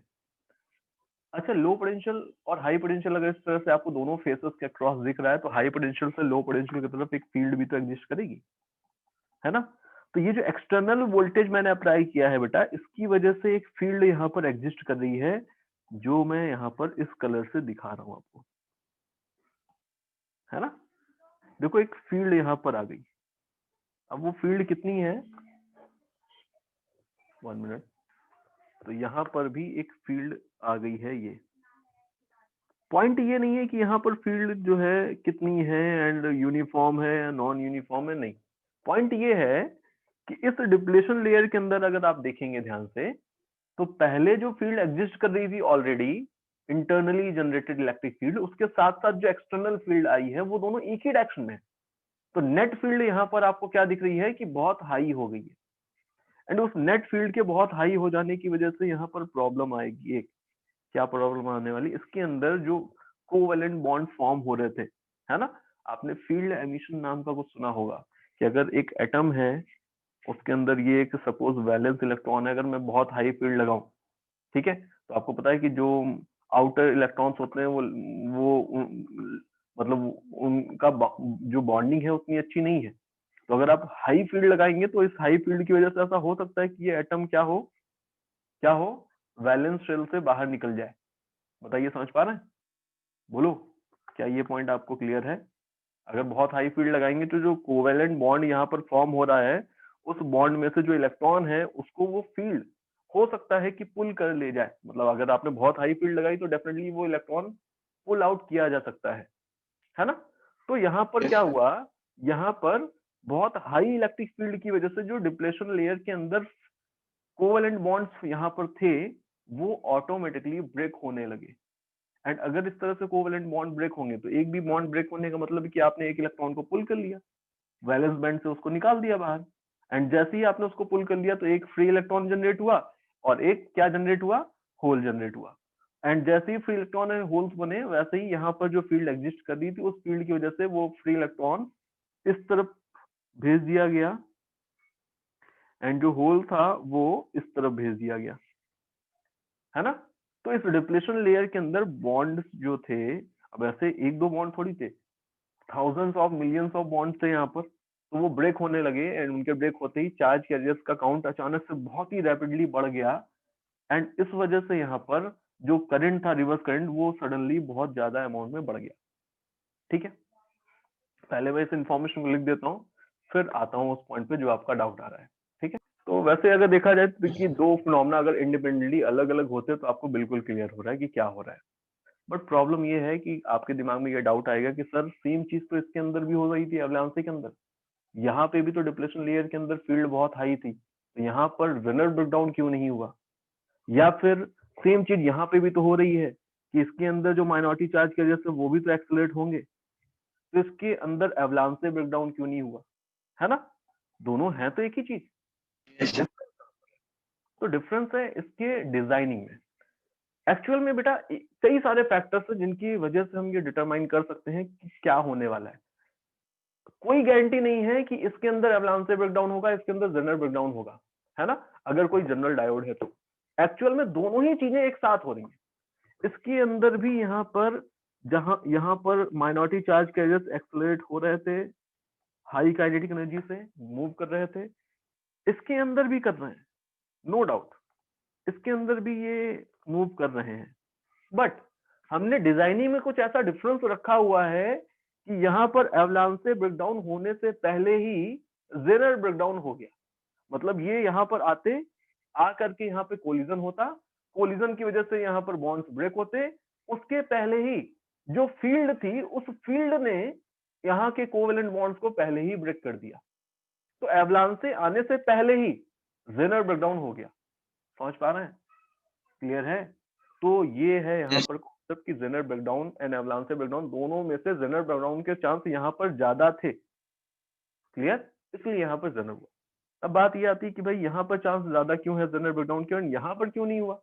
तो अब फिर से पॉइंट आता है कि इसके लिए हमने क्या किया हुआ, हमने डिजाइनिंग जो की है इन डायोड्स की, तो उसमें एक बात का ख्याल रखा है। तो वैसे तो कई सारे फैक्टर्स हैं, उसमें से जो सबसे मेन फैक्टर है वो है यहाँ पर डोपिंग के लेवल का। ठीक है, तो this breakdown is most probable in a diode with thin depletion layer। वो डायोड जिनमें डिप्लेशन लेयर थिन होगी उनके अंदर जनरल ब्रेकडाउन के चांसेस हाई होते हैं। अच्छा, थिन डिप्लेशन लेयर कहाँ होगी? तो इसका भी पॉइंट है। तो in a diode with high doping, जिनके अंदर हम डोपिंग हाई करेंगे उनके अंदर डिप्लेशन लेयर थिन होती है, उनके अंदर जेनर ब्रेकडाउन के चांस ज्यादा होंगे। एंड ऐसे डायोड जिनके अंदर आपने डोपिंग लो कर रखी हुई होगी या फिर डिप्लेशन लेयर की विथ थिक होगी, उनके अंदर एवलांचे ब्रेकडाउन के चांसेस ज्यादा होंगे। ठीक है, तो विद थिक डिप्लेशन लेयर और विद लो डोपिंग। अब डोपिंग से कैसे फर्क पड़ रहा है इस बात को भी समझ लेते हैं, अगर चाहे आप तो। मैं आपके सामने दो डायग्राम दिखा रहा हूँ, उन दोनों डायग्राम से आपको यहाँ पर क्लियर करना है। देखिए क्या बेसिकली जब हमने यहाँ पर ये एक डायोड देखा, मैं बोल रहा हूँ कि let this diode is made up of silicon, तो आपको पता है डेफिनेटली इसके अक्रॉस जो ब्रेकडाउन वोल्टेज है वो 0.7 वोल्ट का होना चाहिए। अच्छा, ब्रेकडाउन वोल्टेज 0.7 वोल्ट का है, इसका मतलब क्या हुआ कि डिप्लेशन लेयर में एक फील्ड जरूर एग्जिस्ट करनी चाहिए, एंड उस फील्ड के अगेंस्ट जब आप जाएंगे तो पोटेंशियल में 0.7 वोल्ट का राइज होना चाहिए। यही तो मतलब है ना। अगर ये P है, ये N है, तो मैं जब P से N की तरफ जाऊंगा, डिप्लेशन लेयर को क्रॉस करूंगा, तो फील्ड में राइज होना चाहिए। कितने का राइज होना चाहिए? 0.7 वोल्ट का। ठीक है क्या? बोलो भाई। Yes, sir. तो जब आपने क्या किया हुआ है, लो डोपिंग की हुई है, तो लो डोपिंग के केस में आपको यहाँ पर जो इम्प्यूरिटी एटम्स हैं उनकी क्वांटिटी बहुत कम मिलने वाली है। अब क्वांटिटी बहुत कम होगी तो इन दैट केस यहाँ पर क्या होगी, लेयर जो है यहाँ पर उसमें इम्प्यूरिटी एटम्स दूर दूर है, तो आयंस दूर दूर तक स्प्रेड थे। अब जब आयंस दूर दूर तक स्प्रेड है तो इतना फील्ड सफिशिएंट होनी चाहिए जिससे कि 0.7 वोल्ट का पोटेंशियल ड्रॉप आ पाए। तो इतनी फील्ड लाने के लिए आपको यहाँ पर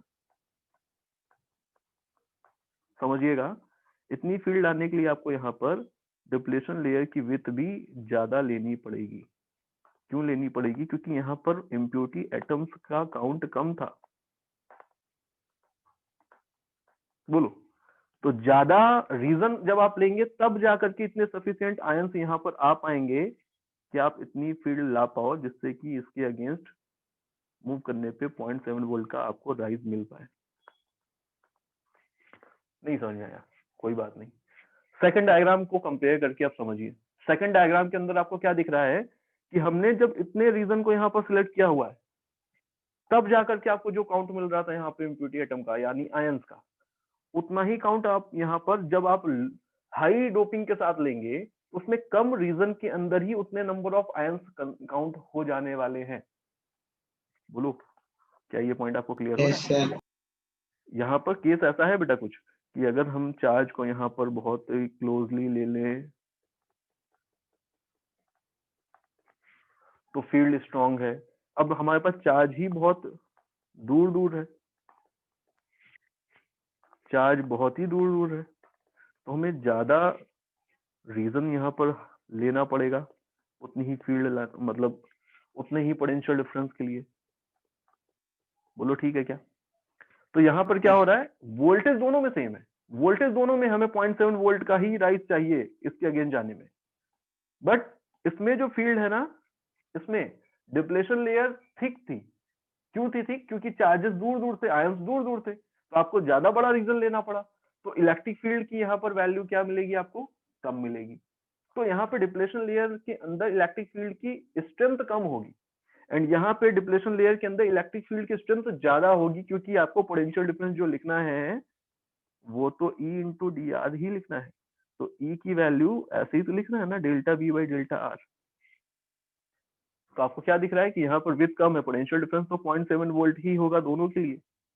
अब जिसके लिए फील्ड हाई है उसके लिए डेल्टा आर की वैल्यू क्या आने वाली? कम आने वाली। जिसके लिए फील्ड लो है उसके लिए डेल्टा आर की वैल्यू क्या आने वाली है? ज्यादा आने वाली है। बताइए क्या ये पॉइंट क्लियर हो रहा है आपको?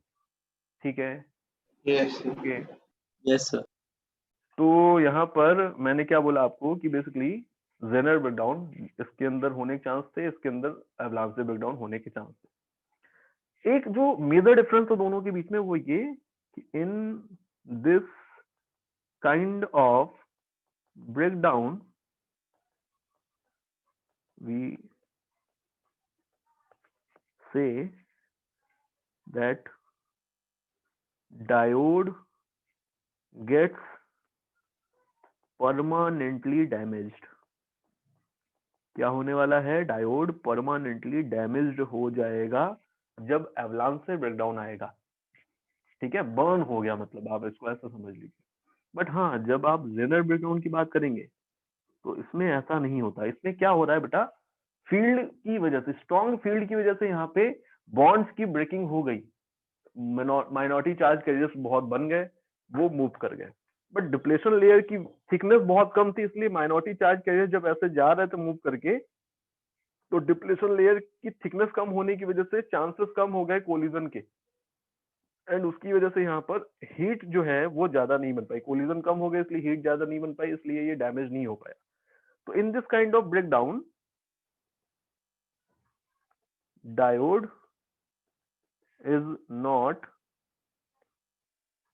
does not get permanently damaged। मतलब डायोड डैमेज नहीं हुआ है, बल्कि आप जैसे ही इसके क्रॉस रिवर्स ब्रेकडाउन वोल्टेज से कम वोल्टेज अप्लाई करेंगे या फॉरवर्ड वोल्टेज अप्लाई करेंगे, ये नॉर्मली ही वैसे ही वर्क करने वाला जैसा कि पहले कर रहा था। ठीक है, जितने भी जनरल पर्पस डायोड होते हैं, वो डायोड जो होते हैं वो रिवर्स बायसिंग में उनके अंदर एवलांच से ब्रेकडाउन के चांसेस हाई होते हैं। बट ये जो हमने यहाँ पे जेनर ब्रेकडाउन पढ़ा है, ये वैसे तो ब्रेकडाउन तो एक अनवांटेड सिचुएशन होती है, बट इसके एडवांटेज भी हैं, है ना। क्या है एडवांटेज? इसके एडवांटेज को जानने के लिए आपको समझना पड़ेगा Zener diode, which is a diode which works on the principle of Zener breakdown। तो जेनर डायोड एक डायोड है जो जेनर ब्रेकडाउन के प्रिंसिपल पे ही काम करता है।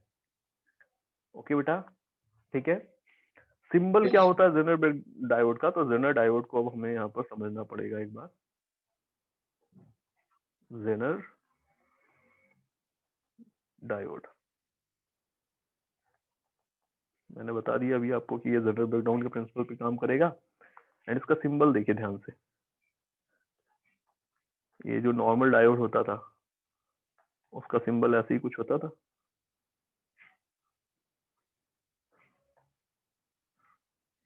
उसका सिंबल ऐसे ही कुछ होता था, बोलो। इसमें थोड़ा चेंज कर दिया हमने। यहाँ पर देखिए आपको Z तरह का कुछ बना करके दिखाया गया, ये थोड़ा सा मॉडिफाइड है। ये सिंबल यहाँ पर आपको दिखेगा जेनर ब्रेकडाउन के लिए। Zener breakdown special purpose diode है जो रिवर्स बायसिंग कंडीशन में ही वर्क करने के लिए डिजाइन किया जाता है। कहां पर हम कैसे यूज ले रहे हैं इसका जेनर ब्रेकडाउन का, इसको समझिए। हमने रिवर्स कैरेक्टरिस्टिक ग्राफ ड्रॉ किया हुआ था किसी भी ब्रेकडाउन के केस में। मैं उस ग्राफ को यहाँ पर आपको दिखा रहा हूँ। इस ग्राफ में एक चीज मैंने आपको बताई थी कि जो इंपॉर्टेंट है वो ये कि आफ्टर द ब्रेकडाउन जो करंट है वो बहुत ही रैपिडली चेंज हो जाती है ना। वोल्टेज में बहुत स्मॉल चेंज के बावजूद करंट बहुत रैपिडली चेंज हो जाती है। अभी इस ग्राफ को देख करके मैं एक चीज और ऐड ऑन कर सकता हूँ कि अगर आप ध्यान से देखेंगे कि करंट की वैल्यू, मतलब एक बार ब्रेकडाउन हो गया तो ब्रेकडाउन के बाद करंट की वैल्यू को आप कितना भी हाई पहुंचा दो, वोल्टेज अक्रॉस द जो डायोड है वो चेंज नहीं हो रहा। वोल्टेज अक्रॉस द डायोड सिर्फ उतना ही बना हुआ है, कितना? ब्रेकडाउन वोल्टेज के equal. This is the key point जिसका हमें यूज करना होता है जेनर ब्रेकडाउन के अंदर। मैं यहाँ पर लिख देता हूं ये point. After the breakdown of Zener diode voltage across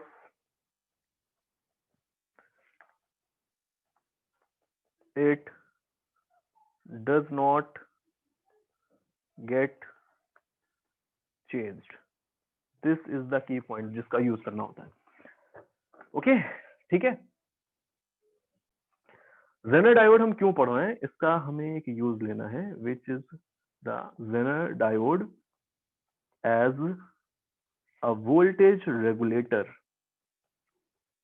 voltage regulator, अच्छा रेगुलेटर का काम वैसे क्या होता है, रेगुलेटर काम होता है रेगुलेट करना, किसी भी चीज को इरेगुलर जो थी पहले उसको रेगुलर बना देना, है ना। ऐसे ही कुछ हम यहाँ पर करने जा रहे हैं। क्या किया हमने एक सर्किट यहाँ पर ड्रॉ किया हुआ है, ध्यान से समझिएगा, बहुत ही इजी है। ये मैंने एक सर्किट आपको यहाँ पर दिखाया।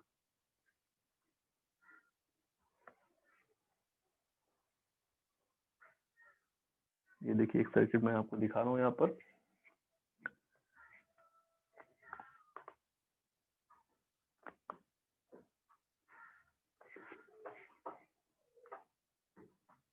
ये देखिए यहाँ पर ये है एक रेजिस्टेंस,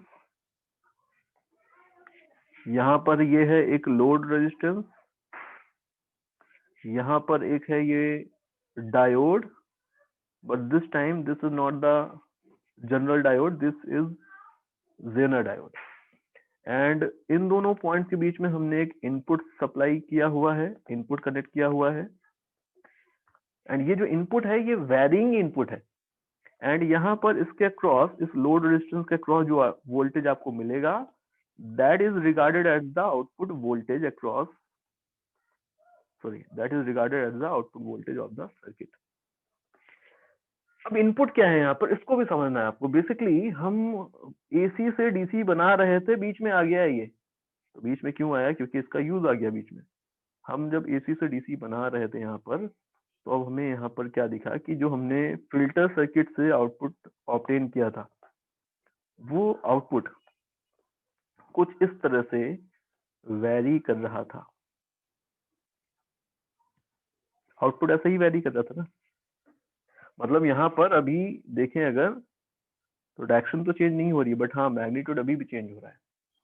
ओके, ठीक है। तो वो जो आउटपुट हमने फिल्टर सर्किट से ऑब्टेन किया था, उसको एज द इनपुट हमने सप्लाई कर दिया है यहाँ पर। कहाँ पर, इस सर्किट के अंदर।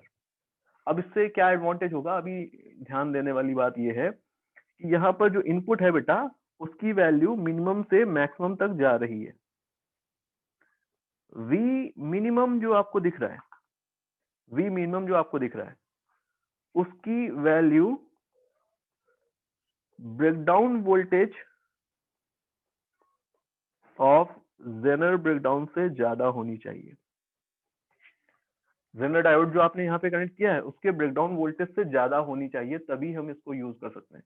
क्या एडवांटेज मिलेगा ऐसा करने से हमें, आपको दिख रहा है कि हमने जो पोलैरिटी यहाँ पे कनेक्ट की है डायोड की, वो अपोजिट है। मतलब ये हाई पोटेंशियल पर है अगर, ये लो पोटेंशियल पे है अगर, तो पोलैरिटी तो मेंटेन है, बट ये हाई पोटेंशियल इसके एन टाइप के साथ कनेक्ट कर दिया, एंड ये लो पोटेंशियल यहाँ पर हमने पी टाइप के साथ कनेक्ट कर दिया। एंड ऐसा करते ही इस जेनर ब्रेकडाउन को आपने रिवर्स बायस्ड कर रखा है। एज वेल एज जो वोल्टेज है, उसकी मिनिमम वैल्यू भी हमेशा जेनर ब्रेकडाउन के ब्रेकडाउन वोल्टेज से ज्यादा है। तो इसकी वजह से आप बोल सकते हैं यहाँ पर कि जेनर ब्रेकडाउन, जेनर डायोड का हमेशा ही ब्रेकडाउन हो चुका है, हमेशा ही मेंटेन है ब्रेकडाउन, है ना। बताइए। अब यस सपोज सर। कोई एग्जांपल लेकर के बात करें कि यहाँ पर हमने जो इनपुट सप्लाई किया था, मान लेते हैं आपने जो इनपुट सप्लाई किया वो फ्लक्चुएटिंग है, उसकी वैल्यू 8 वोल्ट से 12 वोल्ट तक जा रही है, 12 से फिर 8 हो रही है, 8 से फिर 12 हो रही है, मतलब लगातार वेरी कर रही है। एंड जो डायोड आपने यूज किया, सपोज इसके लिए जो ब्रेकडाउन वोल्टेज है, मैं एज्यूम कर रहा हूँ वैल्यू, सपोज इसके लिए ब्रेकडाउन वोल्टेज कितना है, 6 वोल्ट, है ना। तो इसका ब्रेकडाउन अगर एक बार हो गया तो इसके क्रॉस वोल्टेज कांस्टेंट हो गया, एंड अगर इसके क्रॉस वोल्टेज कांस्टेंट हो गया तो इसके ही पैरेलल में कनेक्ट है ये लोड रेजिस्टेंस, तो इसके अक्रॉस भी वोल्टेज कांस्टेंट ही आपको मिलने वाला है। ये एक पॉइंट यहाँ पर आपको एक डाउट आ सकता है कि भाई यहाँ पे जो करंट आ रहा है, सपोज आई करंट आ रहा है, वो तो आई वेरी करना चाहिए। अब अगर ये आई वेरी करेगा तो आप बोलोगे कि भाई यहाँ पर इस आई में से कुछ करंट आई डैश इधर गया होगा, एंड रिमेनिंग आई जेड में बोल रहा हूँ जो इस तरफ गया होगा। एंड अगर इसका ब्रेकडाउन हो चुका है तो इसके क्रॉस करंट को आप जितना भी चाहो उसमें से फ्लो होने वाले करंट को आप उतना वेरी करा सकते हैं अपनी रिक्वायरमेंट के अकॉर्डिंग, बट वोल्टेज इसके अक्रॉस चेंज नहीं होगा। एंड अगर ऐसा है तो आप यहाँ पे बोल सकते हैं कि voltage across the load resistance भी चेंज नहीं होना चाहिए, मतलब आई डैश की वैल्यू फिक्स हो गई। अगर यहाँ से आप आई को बढ़ाएंगे, अगर आप आई को बढ़ाएंगे तो आई को बढ़ाने से यहाँ पर आपको दिखेगा कि जो एक्स्ट्रा करंट आप यहाँ से फ्लो कराने वाले हैं वो इसके थ्रू पास हो जाएगा, मतलब आई को बढ़ाने से आई जेड बढ़ेगा, आई डैश कांस्टेंट रहने वाला है। क्या आपको ये पॉइंट क्लियर हुआ? Yes sir. का समझ में आ रही है आपको ये बात? आई को चेंज करेंगे तो वो यस चेंज आपको आई जेड में दिखने वाला है, आई डैश चेंज नहीं होगा, क्योंकि I dash into R L की वैल्यू आपको हमेशा 6 वोल्ट के इक्वल मिलनी चाहिए, तो करंट चेंज नहीं होगा। ठीक है, तो आउटपुट जब आप यहाँ पर इसका आउटपुट देखेंगे तो इसका आउटपुट तो आपको क्या दिखने वाला है, कांस्टेंट, एक कांस्टेंट वैल्यू यहाँ पर आपको मिलने वाली है। वो कांस्टेंट वैल्यू कितनी होगी वो तो डिपेंड करेगा बहुत सारे फैक्टर्स पर। अभी तो मैं यहाँ पर ये एक डायग्राम दिखा रहा हूँ आपको। सपोज आउटपुट वोल्टेज जो है उसको देखेंगे तो ऐसा कुछ दिख जाएगा, अलग से ही ड्रॉ कर देता हूँ।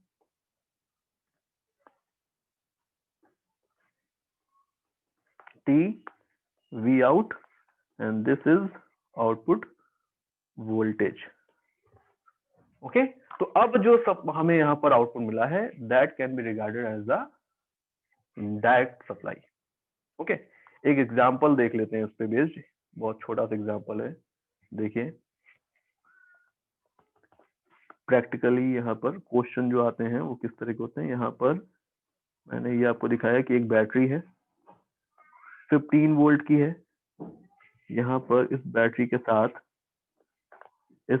के साथ मैंने कनेक्ट किया हुआ है ये एक रेजिस्टेंस जो कि 500 ओम का है, एंड इसके साथ यहाँ पर मैंने किया हुआ है, इसके साथ मैंने यहाँ पर कनेक्ट किया हुआ है एक जेनर डायोड को। ये देखिए जेनर डायोड का ब्रेकडाउन वोल्टेज हमेशा इसके बगल में ऐसे लिख करके आपको दिया जाएगा, 10 वोल्ट का है। यहाँ पर एक 1500 ओम का रेजिस्टेंस है, एंड देन ये है सर्किट। ओके, आपसे पूछा जा रहा है find current through Zener diode. Zener diode के थ्रू कितनी करंट फ्लो होने वाली है ये हमको बताना है। कैसे करेंगे? बहुत ही सिंपल है, ध्यान देते रहिए बस। इसका जो ब्रेकडाउन वोल्टेज है वो कितना है बेटा, कितना है? 10 वोल्ट। ठीक है, तो हम पहले जब भी इस तरह का डेटा हमें गिवन होगा तो हम मान के चलेंगे कि सपोज ब्रेकडाउन हो चुका है, भाई यहाँ पर जो सप्लाई कनेक्ट की है वो 10 से तो ज्यादा है। अब गारंटी नहीं है कि पूरा का पूरा 10 यहाँ पर आएगा, इसकी गारंटी नहीं है, बट हम मान के चल रहे हैं कि सपोज इसका ब्रेकडाउन हो चुका है। अगर हम ये मान के चलें और लास्ट में जो इक्वेशंस मिलेंगी हमें वो वैलिड मिलेंगी अगर, तो मतलब ये सही था। तो मान लेते हैं कि इसका ब्रेकडाउन हो चुका है। इसका ब्रेकडाउन अगर एक बार हो गया तो अब ये अपने अंदर से कितनी भी अमाउंट ऑफ करंट को फ्लो करा सकता है without changing potential difference across it. जो पोटेंशियल डिफरेंस है वो चेंज नहीं होगा। अब इसके अक्रॉस अगर 10 वोल्ट का पोटेंशियल डिफरेंस है तो इसके अक्रॉस भी 10 वोल्ट का ही पोटेंशियल डिफरेंस होगा, क्योंकि दोनों पैरेलली कनेक्टेड हैं। यहाँ पर आप साफ साफ देख सकते हैं। ठीक है बेटा, ओके। Yes sir. अब टोटल था 15 वोल्ट का, उसमें से 10 वोल्ट इन दोनों पॉइंट्स के बीच में है अगर, तो इन दोनों पॉइंट्स के बीच में कितना होगा? तो इसके अक्रॉस आप बोलोगे 5 वोल्ट हो जाएगा। क्या हो यस जाएगा? सर। 5 वोल्ट। अब इसके अक्रॉस अगर 10 वोल्ट का पोटेंशियल डिफरेंस हो तो बताइए इसमें कितना अमाउंट ऑफ करंट जा रहा होगा। मान लेते हैं दिस इज I2, तो I2 की वैल्यू कितनी लिखोगे आप? I2 will be equal to 10 volt divided by 1500 ohm. Result कितना आने वाला है? रिजल्ट आएगा 1/150 वोल्ट एम्पियर, है ना। सिमिलर मैनर में इसके अक्रॉस वोल्टेज है 5 वोल्ट एंड रेजिस्टेंस है 500 ओम, तो इसमें फ्लो होने वाला करंट को अगर मैं I1 कंसीडर कर लूं तो I1 की वैल्यू कितनी होने वाली है? बताओ बताओ जल्दी से, I1 कितना होगा? तो 5 वोल्ट डिवाइडेड बाय 500 ओम, बोलो बेटा कितना आएगा? Yes sir. 1/100 ओम, 1/100 एम्पियर। तो यहां से आ रहा है 1/100 एम्पियर करंट और इस तरफ जा रहा है 1/150 एम्पियर करंट। तो रिमेनिंग करंट किधर जा रहा है? इस तरफ। तो IZ की वैल्यू कितनी आ गई? IZ की वैल्यू कितनी आ गई 1/100 minus 1/150 result is equal to 1/300 1/300 ampere. तो IZ आ रहा है यहाँ पर 3.33 मिली एम्पियर। ओके ठीक है। यस सर ये जो एग्जाम्पल मैंने यहाँ पर आपको दिखाया है, इस एग्जाम्पल में हालांकि मैंने यहाँ पर क्या लिया हुआ है, एक वेरिएबल यहाँ पर सप्लाई ली है, बट आप इसको ऐसा समझ सकते हैं कि अगर मैं यहाँ से 15 से बढ़ा करके इसको 20 कर दूं, 25 कर दूं, तो भी यहाँ पर इसके अक्रॉस जो वोल्टेज है वो चेंज होने वाला नहीं है। क्यों नहीं होगा? क्योंकि ये इस डायोड के साथ पैरेलली कनेक्टेड है, इसका ब्रेकडाउन हो चुका है ऑलवेज। ठीक है, समझ पा रहे हैं ये बात? यस सर चलिए ओके।